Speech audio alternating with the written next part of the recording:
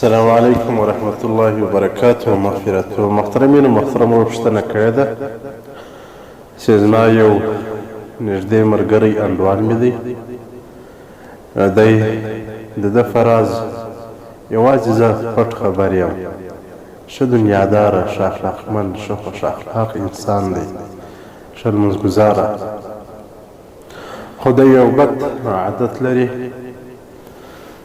چې د ده د اصلاح دپاره یو څو خبرې ورته وکړې، زه به په ده وارومه چې الله ربالعزت د ده اصلاح وکړي او دی توبه کار کړي. هغه عمل چې په پخوا زمانه کې نړۍ ملکونه په دغه عمل سره، په دغه بد عمل سره تباه او برباد شول. الله ربالعزت د خاورو سره خاوره کړل. هغه عمل چې وفردو ښځو ته وفردو نجونو سره غلط تعلق ساتل او غلط حرکات کول. الله رب العزت په قرآن عظیم الشان کې فرمایي: ان السمع والبصر والفؤاد كل اولئک کان عنه مسؤولا. الله رب العزت په قرآن عظیم الشان کې فرمایي: غوږونه، سترګې، زړه د دې ټولو متعلق به د هر سړي څخه پوښتنه کیږي. ستا دغه په چیش کې استعمال کړه. غوږونه دې چیرې وو، چیش دې اورېدل او څه دې پکول، سترګې دې چیرې ولې، څه دې پکول او څه دې پکل، کم دې چیش دې پکتل، په زړه کې د چیش خواهش کوئ او چیش دې طلب کوئ. او هغه الله رب العزت وایي: زه د سترګو، غلا او د زړونو راز پېژنم. یعنې د سترګو رف او په زړه کې ستا څه اراده وي، ته څه درګرځوې، زه په هغه خبر یم، هغه پېژنم. بیا الله رب العزت فرمایي: ان ربک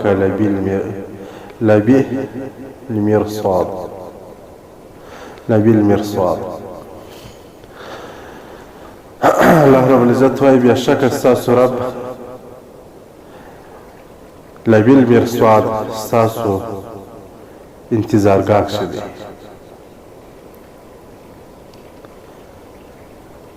حدیث شریف کې راځي، حضرت ابو هريره رضی الله عنه چې روایت دی، نبی کریم صلی الله علیه و وسلم وفرمایل: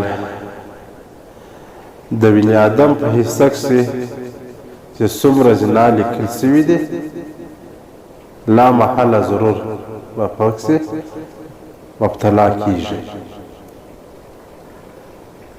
د سترګو زنا نامحرمو ته کتل دی، د غوږونو زنا د زنا متعلق خبرې اورېدل دي، د لاسونو زنا نیول دی، د خپلو د پښو زنا تلل او تک کول دی یا حرکات کول دی، او د زړه زنا د زنا تمنا او د هغې غوښتل او خواهش کول دی. باقي شرمګاه خاص انداز نو هغه د زنا یا تصدیق وي یا تکذیب. متفق علیه. د محترمه وفردو ښځو سره غلط تعلق ساتل، غلط حرکات کول، دا یو ډېره سخته ګناه ده. د سترګو زنا جلا ده، دغه به جلا پوښتنه کېږي. د غوږو دا به دې جلا کېږي، څه دې په اورېدل او څه دې په کول او څه دې په ویل ورسره. د لاسو دا به دې جلا کېږي، یعنې د پښو دا به دې جلا کېږي، د زړه دا به دې جلا کېږي، د خاص اندام فعالته پرېږدي، د هغه دا به جلا کېږي. یعنې د وجود د هر اندام څخه به ستاسو جلا پوښتنه کېږي، ستا دا په چیش کې استعمال کړه. بیا زموږ تاسې د پښتنو یو پخوانی متل دی، وایي چې څه کرې هغه به ریبې. نو چې نن ته د یو بل مسلمان او پردو زنانو ته